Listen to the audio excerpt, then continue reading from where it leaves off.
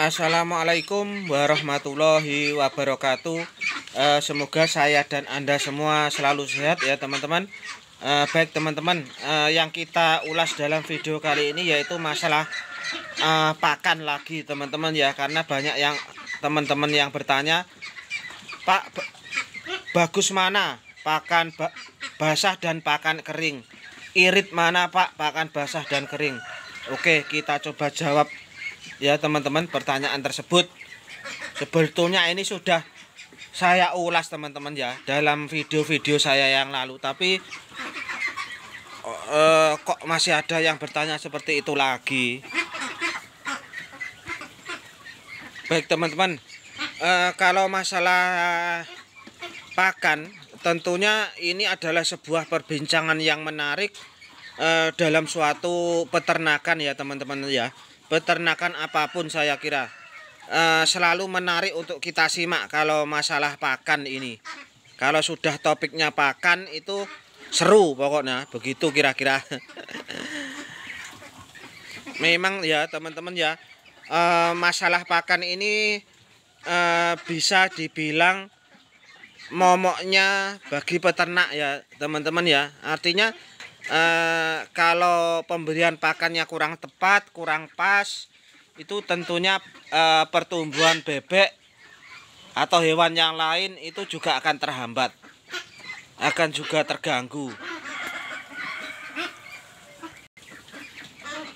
Dan untuk teman-teman yang biasanya yang masih baru atau pemula,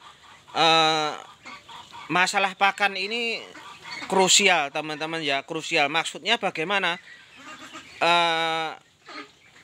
Teman-teman yang pemula biasanya itu akan mudah terpengaruh teman-teman ya, mudah terpengaruh dengan ramsun pakan peternak lain. Nah itu teman-teman ya, salah satu kendala yang dihadapi peternak pemula itu seperti itu. Masalah pakan masih tergoda dengan ramsun pakan peternak lain. Biasanya begini, peternak A bilang pakannya begini campurannya, peternak B bilang begitu, peternak C bilang begana. Itu membuat peternak pemula itu bingung teman-teman, mau diterapkan yang mana. Akhirnya yang terjadi adalah coba-coba, coba sana coba sini seperti itu.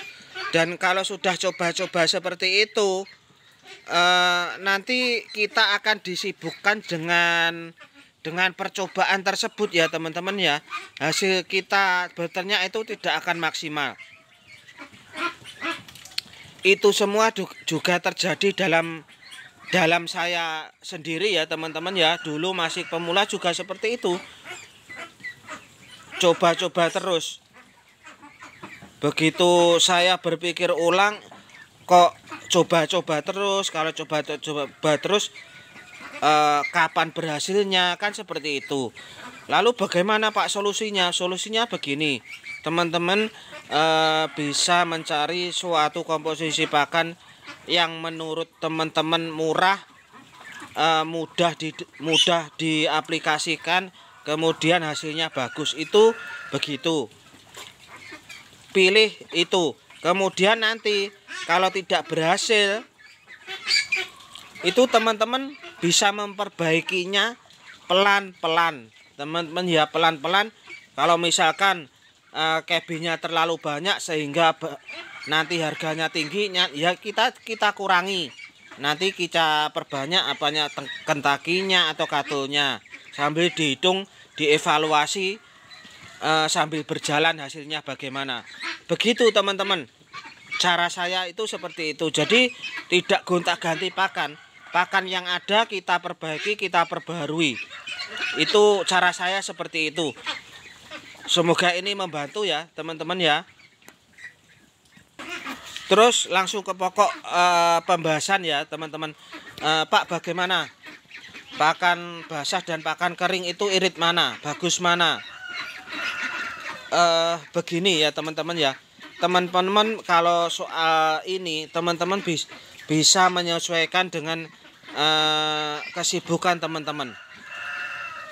kedua pakan tersebut itu sama bagusnya.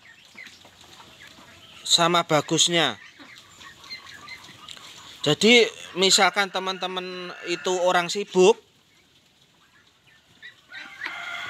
itu pakan model kering itu lebih praktis. Itu kalau orang sibuk dan manajemen kandang dirawat sendiri itu seperti itu. Pakan kering lebih bagus. Kalau teman-teman tidak terlalu sibuk, itu pakan basah lebih bagus. Seperti itu.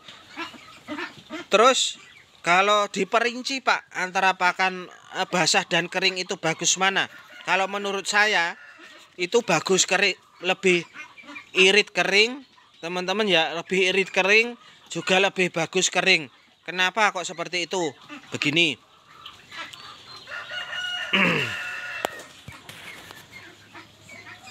Model pakan basah itu sangat memudahkan sekali bebek itu dalam memakannya, teman-teman ya, dalam memakannya.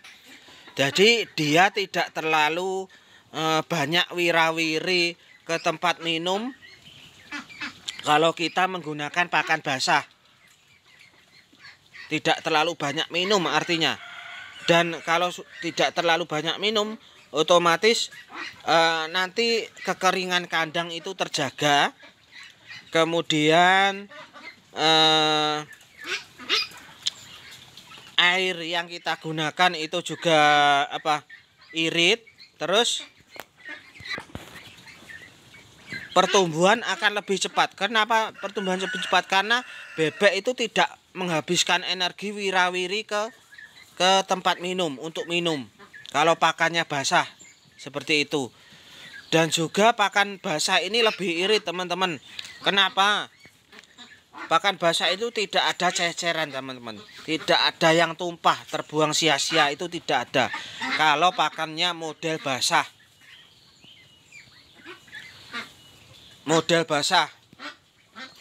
Jadi bebek itu tidak ada keceran atau tumpahan pakan yang berserakan, teman-teman. Itu pakan basah bisa bikin irit seperti itu. Kalau pakan kering itu kan bebek itu kan istilahnya untuk menelan itu kan susah, teman-teman. Untuk makan itu susah. Artinya dia setelah makan sedikit dia harus ke tempat minum untuk minum supaya tidak seret seperti itu.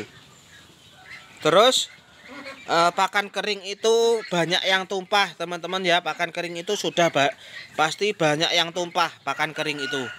Jadi itu yang menyebabkan pakan kering itu sedikit lebih boros daripada pakan yang model basah ataupun mamel. Kalau masalah nutrisinya bagaimana, itu kalau masalah gizi itu saya kira sama saja ya, teman-teman ya. Pakan kering dan mamel ini tergantung komposisi yang kita gunakan aja.